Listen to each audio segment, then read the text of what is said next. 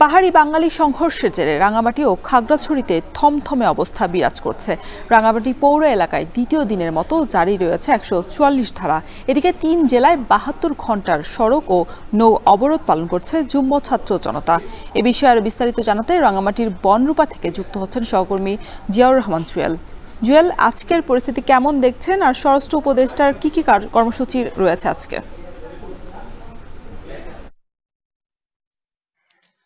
রোশন, আপনি জানেন যে গতকাল সংঘাত ও বৈষম্য বিরোধী পাহাড়ি ছাত্র আন্দোলন নামে একটি সংগঠন মূলত রাঙ্গামাটিতে যে সমাবেশ এবং মিছিল করার চেষ্টা করেছিল, সেই মিছিলটি আসলে কমপ্লিট হয়নি। কারণ হচ্ছে যে বনরূপায় গিয়ে সেখানে যে বনরূপা মসজিদ আছে সেখানে হামলার ঘটনা ঘটেছে। এমন ঘটনার পরেই মূলত সংঘর্ষ ছড়িয়ে পড়ে এবং সেটি রাঙ্গামাটি, বনরূপা এবং আশেপাশের যে এলাকাগুলো আছে ব্যাপকভাবে সংঘর্ষ ছড়িয়ে পড়ার কারণে সেখানেও বেশ কিছু দোকানপাটে অগ্নিসংযোগের ঘটনা ঘটেছে, গাড়িতে অগ্নিসংযোগের ঘটনা ঘটেছে। এবং আপনি জানেন যে রাঙ্গামাটি যে অবস্থিত পার্বত্য চট্টগ্রাম আঞ্চলিক পরিষদের যে কার্যালয় রয়েছে সেখানেও অগ্নিসংযোগের ঘটনা ঘটেছে। সেখানে বেশ কয়েকটি ৯টি গাড়ি পুড়িয়ে দেওয়া হয়েছে এবং কাগজপত্র পুড়িয়ে দেওয়া হয়েছে।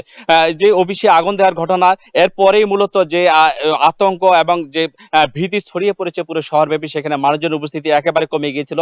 আপনি জানেন যে দূরপাল্লার যানবাহন এবং রাঙ্গামাটি শহরের যে গণপরিবহন অটো, সিএনজি অটোরিকশা, সেটি আসলে বন্ধ হয়ে গেছে গতকাল থেকেই। এরপরেই দুপুর নাগাদ জেলা প্রশাসন থেকে ১৪৪ ধারা জারি করা হয়েছে অনির্দিষ্টকালের জন্যই। সেই ৪৪ ধারা এখনো বলবৎ রয়েছে। রাঙ্গামাটি পৌর শহরে এই গতকাল বিকাল ৪টা নাগাদ যখন ১৪৪ ধারা জারির পরে সেনাবাহিনী মোতায়েন হয়েছিল এবং সেই আইন শৃঙ্খলা বাহিনীর উপস্থিতিতে পরিস্থিতি নিয়ন্ত্রণে আসে। এখন পর্যন্ত নতুন করে কোনো সংঘাতের ঘটনা ঘটেনি। এই পরিস্থিতিতে খাগড়াছড়ি এবং রাঙ্গামাটির উদ্ভূত যে পরিস্থিতি তৈরি হচ্ছে, সাম্প্রদায়িক সংঘাতের পরিস্থিতি, সেই পরিস্থিতি থেকে উত্তরণের জন্য আজকে ১১টা নাগাদ সরকার উচ্চ পর্যায়ের প্রতিনিধি দল, বিশেষ করে স্বরাষ্ট্র উপদেষ্টার নেতৃত্বে একটি প্রতিনিধি দল আসার কথা হেলিকপ্টার যোগে। আমি এখন অবস্থান করছি রাঙ্গামাটি সার্কিট হাউস এলাকা, যেখানে হেলিকপ্টার আসার কথা।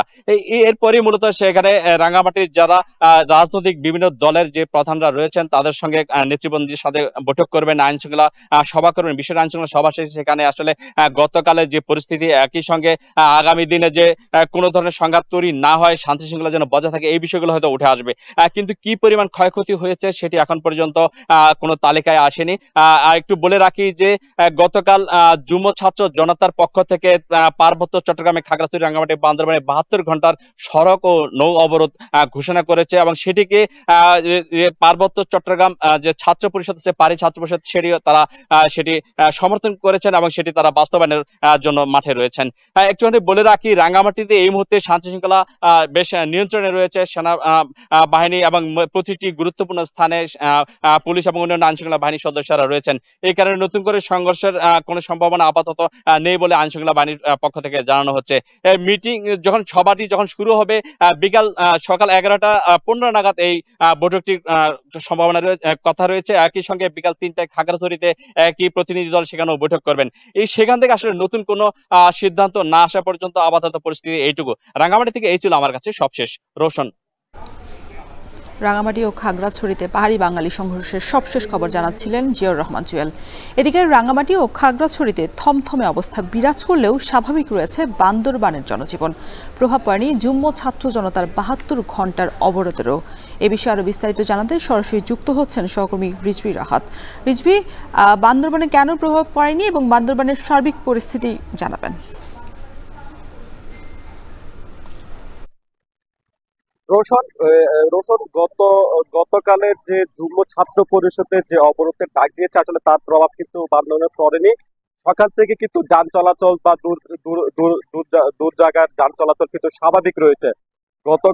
গতকাল যে জেলা প্রশাসক সম্মেলন কক্ষে পাহাড়ি এবং বাঙালিদের মধ্যে একটি বৈঠক অনুষ্ঠিত হয়, সেখানে সবাই একে অপরের প্রতি সম্মান রেখে যে তাদের যে প্রোগ্রাম যেগুলো ছিল বা সেগুলো তারা মানে প্রত্যাহার করে অনেকটা সম্মান জানিয়ে কিন্তু আজকে এখানে অবরোধের প্রভাব তেমনটা বান্দরবান পড়েনি। সকাল থেকে দোকানপাটও খোলা রয়েছে, গাড়ি যান চলাচল চলছে। তার মধ্যে আবার নৌপথে সবকিছু এখনো পর্যন্ত স্বাভাবিক রয়েছে। খাগড়াছড়ি বা রাঙ্গামাটির চিত্রটার ভিন্ন চিত্র আমরা বান্দরবানে লক্ষ্য করছি। এখনো পর্যন্ত গতকাল পাহাড়ি যে ছাত্র পরিষদ ছিল তারা একটি বিক্ষোভ সমাবেশ করেছে, তবে এখনো পর্যন্ত বাঙালির তেমন একটি কোনো প্রোগ্রাম বা সমাবেশ এখনো করেনি।